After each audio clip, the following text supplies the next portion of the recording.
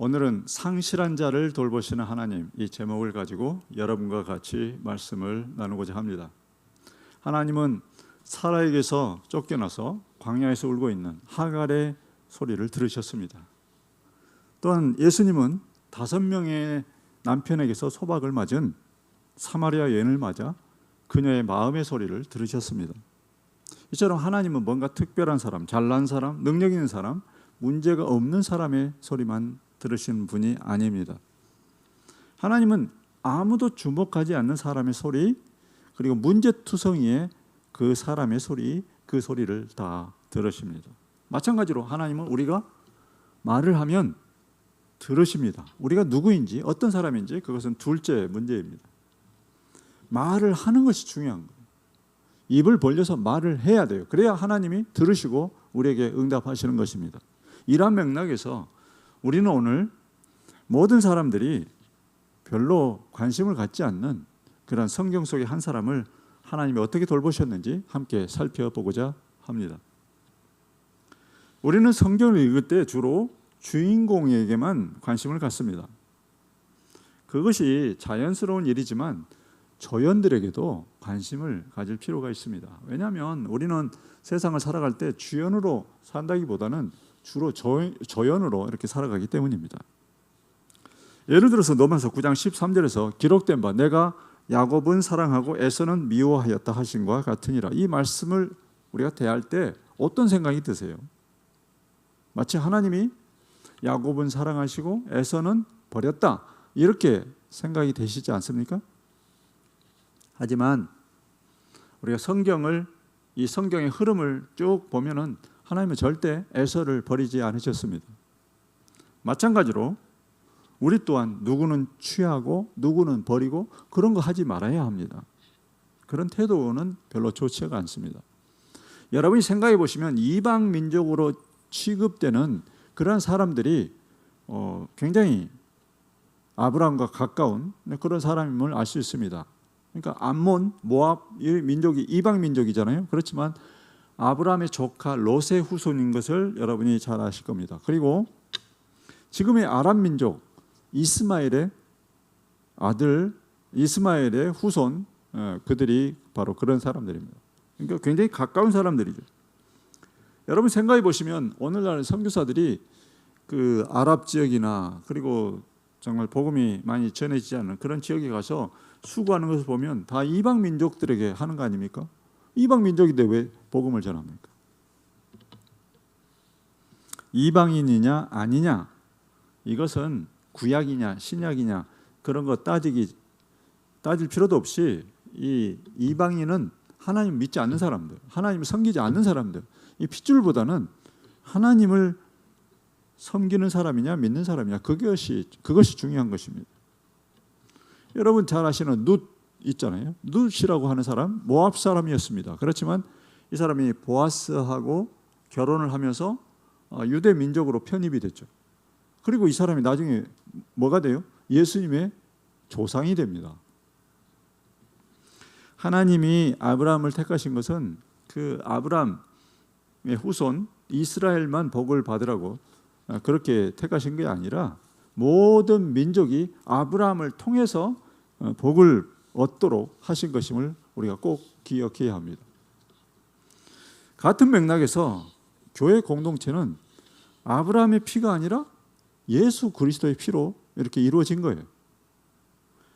누구든지 예수 그리스도의 피로 죄 씻음을 받으면 하나님의 가족이 될 수 있습니다.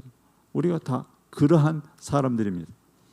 따라서 그런 관점으로 오늘 본문에 나오는 에서를 여러분이 바라볼 수 있기를 바랍니다. 야곱과 에서가 재회할 때, 다시 만날 때, 여러분 그때 그 장면 기억나십니까? 야곱이라고 하는 사람, 그 형의 장자권을 탈취했죠. 속여가지고 자기가 얻은 거잖아요. 근데 이 사람이 에서를 만나기 전에 만반의 준비를 합니다. 뭐 때문에 그렇습니까? 두려움 때문에. 에서를 만나는 그 자체가 두려움이었어요.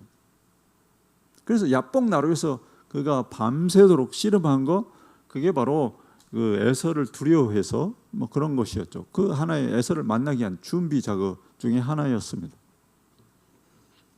이 야곱이 에서에 대해서 가지고 있는 기억은 20년 전, 그러니까 그가 그 형과 헤어졌던 그때 그 모습으로 그는 형을 기억하고 있습니다. 자기의 형의 장자권을 자기가 뺏어서, 그러니까 형이 화가 나서 잡히기만 하면은 정말 그 아버지가 돌아가시면 내가 쟤를 반드시 죽이겠다. 그 화난 그 형의 모습, 그 모습으로 고정되어 있었습니다. 그런 에서를 피해서 야곱은 20년간 생고생을 했죠. 그 타향에 가서 물론 외삼촌 라반의 집이지만 뭐 그런 사건 때문에 그가 그런 인생을 산 것입니다. 이제 고향으로 돌아가요. 정말 꿈에 그리던 고향으로 돌아가는데 그가 소식을 듣게 됩니다. 무슨 소식입니까? 에서, 자기 형, 자기가 속여서 장자권을 뺏은 그 장본인 그 에서가 자신을 향해서 400명의 그 장정들, 그러니까 뭐 거의 군대나 마찬가지죠. 그 군대를 이끌고 자기를 만나러 온다는 것입니다. 그러니까 얼마나 기절초풍할 일이겠습니까? 정말 초긴장 상태. 뭐 자기가 잘못을 한 건 잘못한 거죠. 그래서 두려움에 떨었습니다. 그 두려움이 무엇이겠습니까? 정말 이 외삼촌 라반의 집에 가서 엄청나게 고생했잖아요. 잠도 제대로 못 자고 제대로 입지도 못하고 그래도 그렇게 해서 이제 재산을 모아서 돌아가는 길인데, 만약에 에서를 만나서 잘못하면 20년간 쌓아 올린 그 공든탑이 한순간에 무너질 수도 있다, 이런 생각을 하게 된 것입니다. 그래서 야곱이 에서를 딱 대면했을 때 어떻게 합니까? 7번을 절하면서 에서에게 점점 다가갔습니다. 그런데 보십시오. 일은 너무나 싱겁게 끝나버렸습니다. 예상했던 것과 달리 어떤 일이 벌어졌습니까? 에서가 야곱을 보더니 막 달려오는 거예요. 달려와서 끌어안고 입맞춤을 하고, 이러다 보니까 정말 감정이 복받쳐서 이 형제가 둘이 서로 부둥켜 안고 서로 우는 그 장면으로 이게 끝나버려요. 우리는 이 장면을 대할 때 어떤 생각을 하냐면, 역시 야복나루에서 야곱이 그렇게 기도를 하더니 하나님께서 에서의 마음을 누그러뜨리셔서 이렇게 큰 일 없이 아주 무난하게 일이 넘어갔다, 이렇게 생각하게 됩니다. 그렇지만 우리가 성경을 이런 식으로 읽게 되면 성경에서 너무 많은 것들을 놓치게 돼요. 그래서 우리는 어떤 질문을 우리가 던져보아야 합니다. 어떤 질문이냐면, 에서는 왜 그토록 쉽게 이 야곱을 끌어안아 버렸을까? 그런 생각, 그런 질문 우리가 해볼 수 있지 않을까요? 여러분이 에서를 생각해 보시면, 에서라고 하는 사람, 이 사람은 상남자였습니다. 상남자, 요즘 말로 그 상남자 있잖아요. 사냥을 잘했어요. 그래서 아버지의 인정을 받았습니다. 사랑을 받았습니다. 그런 에서가 볼 때 이게 남자다운 사람이죠. 근데 그 에서가 야곱을 볼 때는 정말 연약한 사람. 이게 정말 그 요즘 말로 찌질이, 그냥 여자의 치마폭에 둘러싸여서 이 잔머리만 이렇게 굴리는 그런 찌질이다, 이렇게 생각을 한 거죠. 그 사건을 우리가 다시 한번 돌이켜 보면, 이제 에서가 아버지에게 축복을 받으려고 그가 사냥을 해서 정말 살진 짐승을 잡아서 돌아왔어요. 근데 돌아오면서 얼마나 배가 고팠겠어요. 막 열심히 사냥을 했으니까. 그런데 집에 오니까 아주 달콤한 팥죽 냄새가 나는 것입니다. 이 야곱이 함정 파놓고 있는 거죠. 그런데 야곱이 한다는 소리가 이렇게 말합니다. 그 장자권을 나한테 넘겨라, 내가 팥죽 한 그릇 줄게, 이런 이야기를 하는. 그러니까 이 말이 정말 가당치도 않은 말이죠. 그런데 이 에서라고 하는 사람, 정말 상남자라고 했죠. 이 에서가 이렇게 이야기를 합니다. 아주 호기롭게 이렇게 이야기. 그래, 네가 장자권을 갖고 싶으면 가져. 너는 꼭 그런 것만 의지해서 살려고 하더라. 좀 네 실력으로 살아봐. 그래서 너 그거 가져가고 빨리 팥죽이나 한 걸 가져와. 이렇게 뭐 상남자 그 포스로 이렇게 이야기를 한 거예요. 이렇게 해서 장자의 명분이 그냥 순간적으로 에서에게서 야곱에게 넘어가 버렸어요. 미끼를 문 것입니다. 그런데 우리가 이런 그 객기를 부리면 안 되죠. 이 객기에 대한 청구서는 반드시 날아옵니다. 그래, 야곱이 그 장자권을 탈취하고 아버지에게 축복을 받고 그 다음에 에서가 아버지에게 갔더니 아버지가 나는 너에게 축복할 것이 아무것도 없는데 어떡하냐 이렇게 하니까 이 에서가 아버지 이삭의 바지가랑이를 잡고 아이고 아버지 그래도 남은 것이라도 좀 이렇게 나한테 축복해 주세요 이렇게 애걸복걸하는 그런 신세가 되어버렸습니다. 그러나 아무리 울고 불고 해도 아무 소용이 없어요. 기차는 떠났고 돌이킬 수 없었습니다. 그런데 우리가 이 성경을 읽으면서 그 에서를 생각해 볼 때 그런 축복도 축복이지만 에서에게 더 중요한 게 있었어요. 그게 뭐냐면 아버지로부터의 인정, 아버지로부터의 사랑 이것을 하루아침에 이제 상실해 버린 거예요. 아버지가 이 에서를 사랑하고 싶어도 옛날처럼 그렇게 할 수가 없게 된 거예요. 정말 그때까지 이 에서를 살게 한 것은 아버지의 인정이었거든요. 아버지가 인정해 주시고 정말 그 인정을 더 받으려고 인생을 그동안에 살았는데 그것을 잃어버린 것입니다. 그래서 이러한 것들을 우리가 잘 이해를 할 때 오늘 본문에 나오는 이 본문의 내용을 우리가 잘 이해할 수 있습니다. 에서에게는 이미 2명의 부인이 있었어요. 그런데 이 오늘 본문의 말씀은 무슨 말씀이냐면은 2명의 가나안 여인이 있었는데 거기에다가 1명의 부인을 더 얻게 된 거다. 그 아주 단순한 그런 내용입니다. 근데 이게 도대체 무슨 의미일까요? 이때 에서를 잘 보셔야 합니다.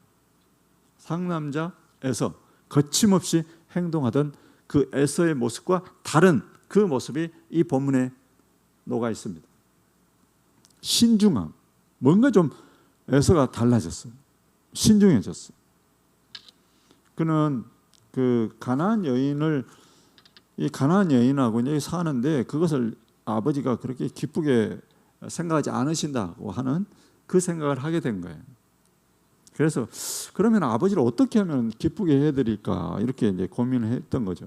몇 가지 대안이 있었는데 야곱처럼 그 외삼촌이 살고 있는 밧단 아람으로 가서 거기에서 여자를 한 명 취하는 거. 그러니까 뭐 외삼촌의 뭐 딸이라든가 아니면은 뭐 그 주변의 사람들 중에 한 사람을 그가 이제 취하는 그것이 하나의 대안이었습니다. 그런데 그는 밧담 아람으로 가지 않았어요. 왜 가지 않았을까요? 밧담 아람 가면요 사고 나요. 사고. 그렇잖아요. 이 사람이 마음이 그 어떤 사람하고 원수지간이 됐어도 눈에 보이지 않으면 그냥 잊어버리잖아요. 또 살다 보면 잊어버려요.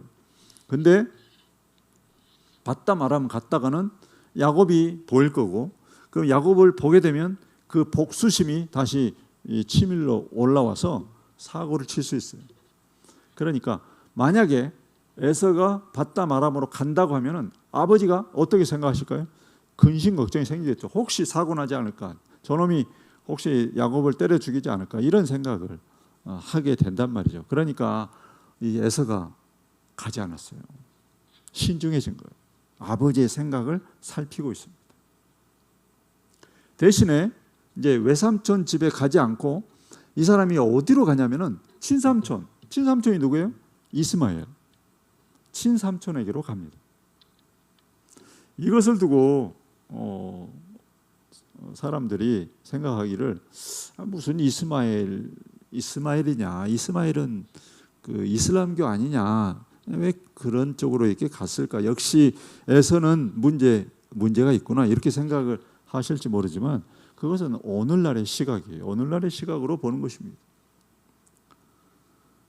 이스마엘 자체는 아무 문제가 없습니다. 하갈이 사라에게서 쫓겨나 광야에서 방황할 때 하나님은 그 사자를 보내셔서 하갈에게 이스마엘에 대한 그 예언을 하십니다. 그 어떤 약속을 주세요. 뭐라고 하시냐면요, 두려워하지 말라. 그가 큰 민족을 이루게 하리라. 이렇게 말씀합니다. 약속의 말씀을. 그리고 성경에서는 하나님이 이스마엘과 함께 계셨다. 이 말씀도 나오거든요.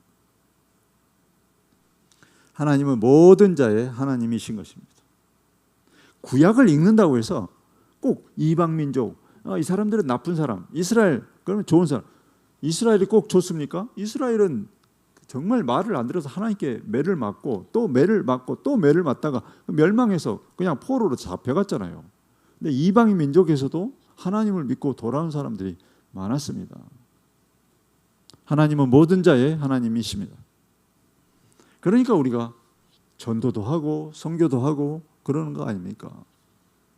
누구든지 하나님 안으로 들어오면 하나님의 백성이고 하나님 안으로 들어오지 않으면 이스라엘 사람도 하나님의 백성에서 제해지는 것입니다. 따지고 보면요, 아브라함의 아들인 이스마엘은 에서에게 훨씬 더 가까워요. 친삼촌이죠. 그 아브라함의 형제들의 후손, 그러니까 할아버지의 형제들의 후손, 그들과는 비교가 되지 않을 정도로 가깝습니다. 이스마엘이 비록 그 여종에게서 태어났지만 그 아브라함의 직계 자손, 이것은 변동됨이 없습니다. 그리고 아브라함의 형제 나홀과 그리고 하란, 그들의 후손은 그 지리적으로 굉장히 많이 떨어져 있고요. 그러니까 지리적으로 멀면 당연히 심리적으로도 먼 그런 사람들입니다. 여기를 우리가 잘 봐야 되는데요, 에서가 이스마엘의 후손 중에서 부인을 얻고자 한 것, 그러니까 이스마엘 후손, 이스마엘의 딸, 거기서 부인을 얻고자 한 것은 아버지를 생각하고 그렇게 하면 아버지가 그걸 만족스럽게 생각하시지 않을까, 이 생각이 강하고 그게 가장 중요한 그의 의사결정 이유였습니다. 아브라함의 입장에서 보면은 이스마엘이 어떤 자식입니까? 아픈 손가락이에요. 뭐 자기 부인 때문에 그냥 쫓겨난 거잖아요. 그런 것을 우리가 생각하면 이스마엘의 후손을 맞이하는 것은 집안의 화해, 이런 것도 그런 의미도 있게 되는 것입니다. 보다 중요한 것은, 우리가 이제 이 본문을 볼 때 중요한 것은 이 에서의 변화예요. 에서가 어떻게 해서 이렇게 이런 생각들을 하게 됐을까? 그거죠. 옛날 같으면 그렇게 하지 않습니다. 이 사람은 상남자고 거침없이 행동하는 사람이에요. 그런데 이 사람이 아버지의 마음을 살피고 있어요. 무엇이 그로 하여금 그렇게 변화하도록 했을까? 상실이라고 하는 것. 상실. 자기가 장자권 잃어버렸잖아요. 축복도 잃어버렸잖아요. 그냥 아주 부스러기 그 축복으로 살고 있는 거잖아요. 상실은 사람으로 하여금 생각하게 만듭니다. 생각하게 만들어요. 그 속에서 상실했을 때 하나님은 그를 버리시는 것이 아니라 그 상실한 상태에서 하나님께서 더 세밀하게 그를 살피시는 것입니다. 보이지는 않지만 에서를 돌보신 하나님의 손길을 우리는 이 성경에서 볼 수 있어야 합니다. 그 상실한 자의 마음을 어루만지시고 변화를 이끌어 가시는 하나님의 손길, 이게 성경에 숨어 있어요. 그걸 기록하지 않았어요. 그렇지만 우리가 이 성경을 읽을 때 그 행간에서 그런 것들을 읽을 수 있어야 한다는 것입니다. 하나님은 그 야곱의 변화, 야곱이 외삼촌 집에 가서 생고생했잖아요. 고생하면서 이 사람도, 야곱이라는 사람도 원래 좀 못된 생각들이 좀 있잖아요. 그것이 변화되고 계속 변화되는 과정을 겪었어요. 그걸 성경은 그 야곱의 변화에 대해서 아주 자세하게 기록하고 있습니다. 그런데 에서에 대해서는 다른 기록이 없어요. 오늘 본문 딱 이 두 구절 이거밖에 없어요. 그 속에서 우리는 이러한 행간의 의미를 우리가 읽어보는 것입니다. 이 두 구절의 뭐가 들어있습니까? 에서는 밧담 아람으로 가는 것을 포기했다. 이게 들어있고요. 대신 이스마엘에게로 갔다. 거기에서 성숙해진 에서의 모습이 투영되어 있다. 이런 것들을 이 본문에서 우리가 읽을 수 있는 것입니다. 이런 것을 기반으로 볼 때 야곱과 에서가 만났을 때 왜 이렇게 싱겁게 끝나버렸지? 그 답이 나오는 거예요. 정말 오랜 시간 동안 에서의 변화를 도우신 하나님의 손길, 보이지 않는 손길, 그것이 이 사람을 이렇게 만들었다. 그것입니다. 다시 말해서 에서라는 사람이 야곱을 대면했을 때 그냥 순간적으로 또 뭐 상남자 그런 것으로 이 야곱을 용서한 게 아니에요. 이미 그의 마음은 정리가 되고 있었고 변화가 되고 있었다는 것입니다. 야곱이 변화할 때 에서는 버려졌느냐? 그렇지 않고 에서도 역시 마찬가지로 하나님의 손길에 의해서 변화되고 있었다. 그런 것입니다. 그래서 이런 것을 통해서 우리는 굉장히 깊은 어떤 통찰력을 우리가 성경에서 갖게 됩니다. 하나님은 어느 특정한 사람, 그리고 특별한 사람, 능력 있는 사람, 괜찮은 사람의 하나님만이 아니시다. 하나님은 모든 자의 하나님이시다. 야곱의 하나님이시고 또한 에서의 하나님도 되신다. 그 말씀입니다. 다시 말해서 성경의 주인공들만을 위한 하나님이 아니시고요. 하나님의 이름을 부르는 모든 자의 하나님이시고 그런 하나님을 우리가 섬기고 있는 것입니다. 누구든지 여호와의 이름을 부르는 자는 구원을 얻으리니 누구든지 그것이 중요한 것입니다. 지극히 평범한 자의 하나님도 되시고요. 바로 우리의 하나님이 되시는 것입니다. 할렐루야. 하나님은 하갈이라는 버려진 여인의 부르짖음에 응답하셨습니다. 그가 부르짖자 하갈 아무도 신경 쓰지 않을 만한 그런 사람이잖아요. 그러나 하나님은 그 여인의 소리를 들으셨습니다. 응답하셨습니다. 마찬가지로 상실한 에서의 부르짖음, 얼마나 그 마음속이 정말 원통하고 슬프고 힘들고 그때 하나님께 부르짖었을 때 하나님께서는 에서의 그 소리도 들으시고 응답하셨습니다. 사랑하는 성도 여러분, 하나님이 버리지 않으셨는데 우리가 버려서는 안 돼요. 하나님은 절대 버리시지 않았는데 우리가 막 알아서 버리는 이런 일은 없어야 돼요. 성경을 읽을 때 그런 잘못을 범해서는 안 됩니다. 우리가 잘 보면은요, 이 에서의 후손들은 나중에 어떤 나라가 되죠? 에돔이라고 하는 그런 나라가 됩니다.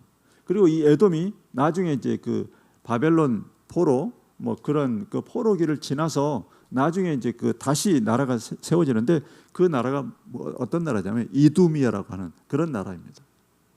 그런데 이스라엘 역사를 보면은 헤롯 왕이 있잖아요. 이 헤롯 왕이 어디 사람이냐면 바로 이 에서의 후손인 이두미아 사람이에요. 이두미아 사람이 이스라엘로 들어와서 이 사람이 이스라엘 왕이 돼버린 거예요.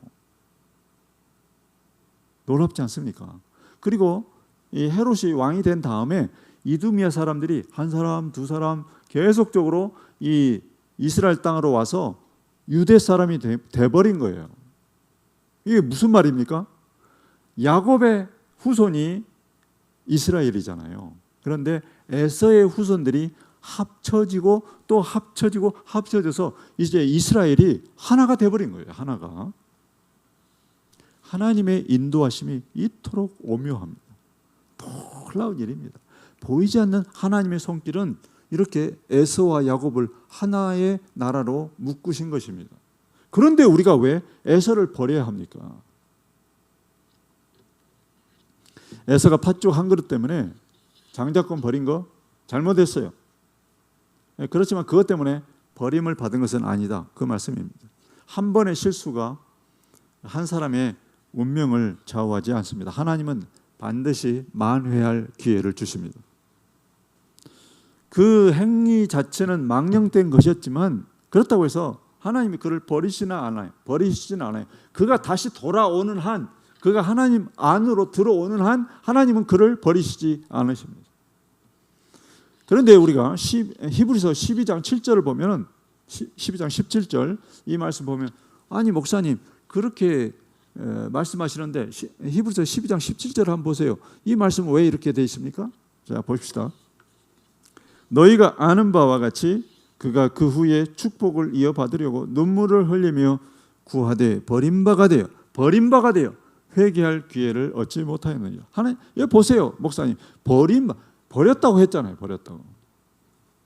그런데요 여기의 의미를 그냥 우리 한글로 이렇게 기록하니까 이렇게 보이는 거지 이게 무슨 의미냐면요. 여기서 버림바 되었다는 말은 축복을 거절당했다 그런 말이에요. 축복을 거절당했다. 하나님이 그를 버리셨다 그런 의미가 아닙니다. 그게 원문상의 그런 의미입니다. 오해가 없으시기를 바랍니다. 사랑하는 성도 여러분, 오늘 상실한 한 사람 에서를 우리가 다루고 있잖아요. 상실은 오히려 은혜의 통로가 될 수 있습니다. 상실하니까 하나님께 돌아오는 거예요. 상실하니까 하나님께 부르짖는 거잖아요. 그러니까 은혜의 통로가 될 수 있는 거예요. 자기 자신을 돌아보고 원통히 하고 그 하나님을 찾을 때 하나님 은혜가 그를 이제 덮어요. 이렇게. 그때 하나님의 은혜가 그를 덮어. 물론 그 전에도 하나님의 은혜가 덮고 있지만 그때는 특별한 하나님의 은혜가 그를 덮어서 그 사람 가까이에 이제 그 부르짖는 사람이 손을 내밀면 잡을 수 있는 그 가까이에 하나님이 와 계시는 것입니다. 그래 그 사람이 이제 해야 될 일은 뭐예요? 하나님이 가까이 와 계시기 때문에 하나님의 손을 잡기만 하면 돼요. 하나님의 손 잡기만 하면 돼요. 그러면 회복의 과정으로 넘어갑니다. 여러분께서 베드로를 잘 아시죠? 베드로라고 하는 사람, 이 사람도 역시 마찬가지로 장자권을 팔아먹은 것과 같은 그런 사람입니다. 그는 예수님과 함께 다닐 때 가장 가까이에서 예수님을 보자 하면서 따라다녔어요. 그리고 그는 말했습니다. 나는 어떤 일이 있어도 예수님을 버리지 않겠다고. 목숨까지도 아끼지 않고 예수님 따라다니겠다고. 그런 충성스러운 제자였습니다. 그런데 그 사람이 어떻게 했습니까? 어떻게 했어요? 그가 수제자잖아요. 그러니까 거의 장자나 마찬가지. 그런 사람이 예수님이 잡혀가셨을 때 그 마당에서 모닥불 쬐고 있는 동안에 자기가 예수님의 제자라는 것이 밝혀지면 어떻게 됩니까? 다시 잡혀가거나 매를 맞거나 아니면 죽을 수도 있다는 그런 생각 때문에 두려워서 예수님 부인해 버렸어요. 그렇다면 배고픔을 면하기 위해서 팥죽 한 그릇 때문에 장자권 팔아먹은 에서나 여기에서 예수님을 부인한 베드로나 마찬가지 아닙니까? 한심해요, 둘 다. 우리도 역시 마찬가지예요. 그날 이후로 베드로는 정말 힘든 시간을 보냈습니다.